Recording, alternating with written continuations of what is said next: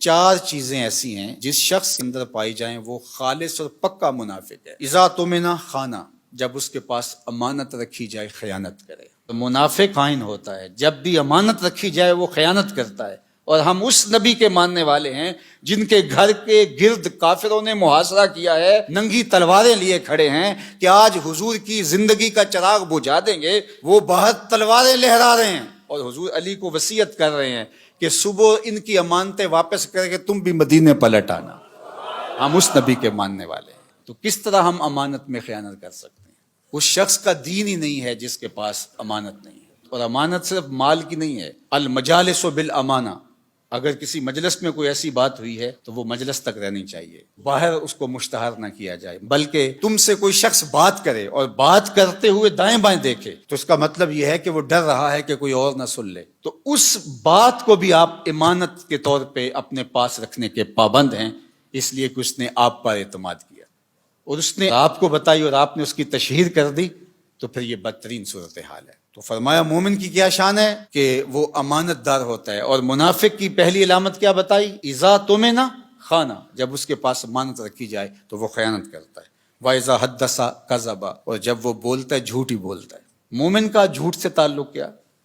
مومن تو سچ کا خوگر ہے، مومن کی زبان سے تو خیر پھوٹے گی، سچائی پھوٹے گی، جھوٹ کیسے پھوٹ سکتا ہے؟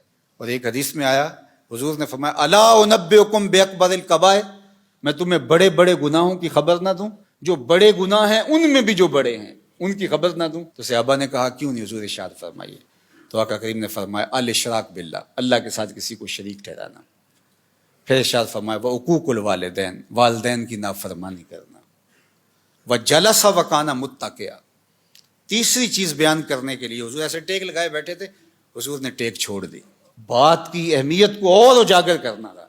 اور پھر حضور نے فرمایا الا وقول الزور، الا وقول الزور، الا وقول الزور، اور جھوٹ بولنا، جھوٹ بولنا، جھوٹ بولنا۔ پہلے تو ٹیک چھوڑی اور پھر حضور اتنی بار یہ لفظ بولا کہ صحابہ کہتے ہیں کہ ہمیں بار بار آ رہا تھا کہ حضور اب سکوت اختیار فرما لیں، ہمیں بات کی اہمیت کی سمجھ آ گئی، لیکن حضور بار بار کہتے تھے الا وقول الزور، الا وقول الزور۔ اور شہادت الزور کے لفظ بھی، جھوٹی گواہی دینا اور جھوٹ بولنا، تو یہ جھوٹ اتنی بری بات ہے۔ اور ہم سمجھتے ہیں کہ یہ فن ہے، جھوٹ نہ بولیں تو سودا ہی نہیں بکتا۔ میں کہتا ہوں جاپان والوں کا کیسے بک جاتا ہے؟ پوری دنیا بیچ رہی ہے، ہمارا نہیں بکتا۔ ہم پھر سودا نہیں بیچ رہے، ہم جھوٹ بیچ رہے ہیں، جو بیچیں گے کمائی بھی پھر اس کے مطابق ہو۔ تو فرمایا جب بولے جھوٹ بولے، یہ منافق کی علامت بتائی گئی۔ وَإِذَا عَاهَدَ غَدَرَ، اور جب عہد کرے تو عہد کو توڑ دے۔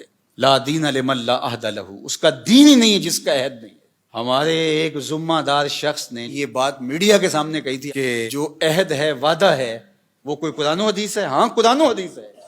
لا دین لمن لا عہد لہ، جس کے پاس عہد کی پاسداری نہیں، اس کے پاس دین ہی نہیں ہے۔ اللہ اکبر، یہ دین ہے ہمارا۔ وَإِذَا خَاصَمَ فَجَرَ، اور فرمایا کہ جب وہ کسی سے لڑتا ہے، جھگڑا ہو جاتا ہے، کسی سے الجھاؤ بن جاتا ہے تو گالیاں بکنا شروع کر دیتا ہے۔